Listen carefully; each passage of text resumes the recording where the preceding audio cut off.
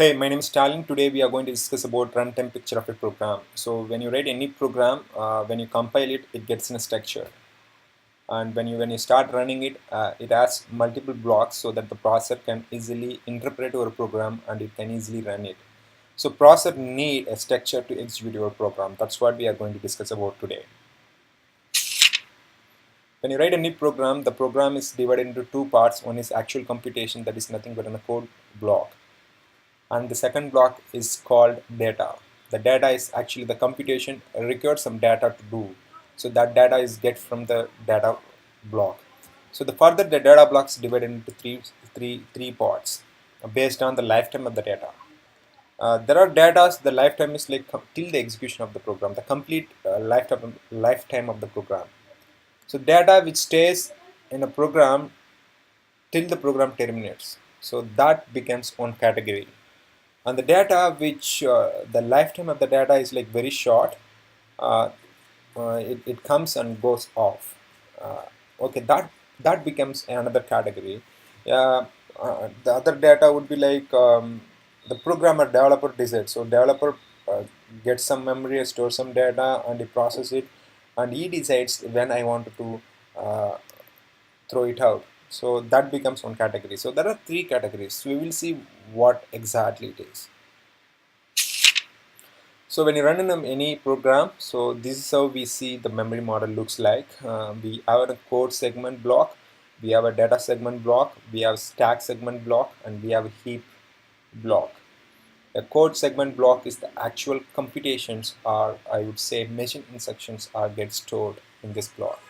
A processor has a pointer to this block from a pointer called code segment register, that is called CS register in 8086, or in 32-bit I would say the ECS. Okay, there's an EIP pointer, instruction pointer. Instruction pointer is the one is keep incrementing one yeah, when we start executing the instructions by processor. A data block is the one which is used to store all global variables and static variables which we have declared in our program. Uh, we will see an example for all the block mappings little later.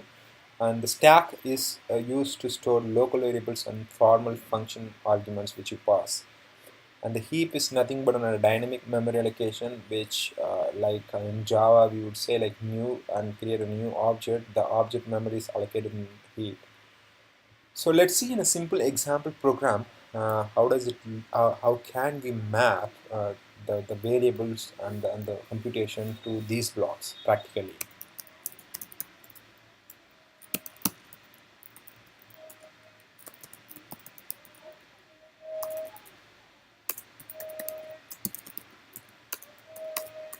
So this is a global data. So this global data is get stored in data block because it's a global variable. The lifetime of this variable is the till the execution of the program. So it gets a memory from data block, right?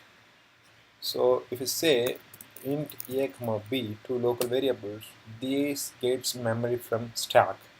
So it's an instance when main start executing it, like it gets it get allocated a and b memory is allocated in stack. And if you say like for an example, if I say static int uh, val, okay, the val gets memory from data block because since it's a static variable and the lifetime is till the execution of the program. Okay, and if I say int star ptr equal to mlr 100 bytes, so the 100 bytes gets allocated in heap. Okay, the pointer, the pointer to the 100 bytes memory is stored in stack because int star ptr gets the memory from stack. This guy 100 bytes are allocated in the heap, and the base address is given to this ptr. So the ptr from stack, it has a pointer to heap location. And if I say it is static, then the ptr gets a memory from stack data, and malloc still gets a memory in heap. So from data to heap we have a pointer.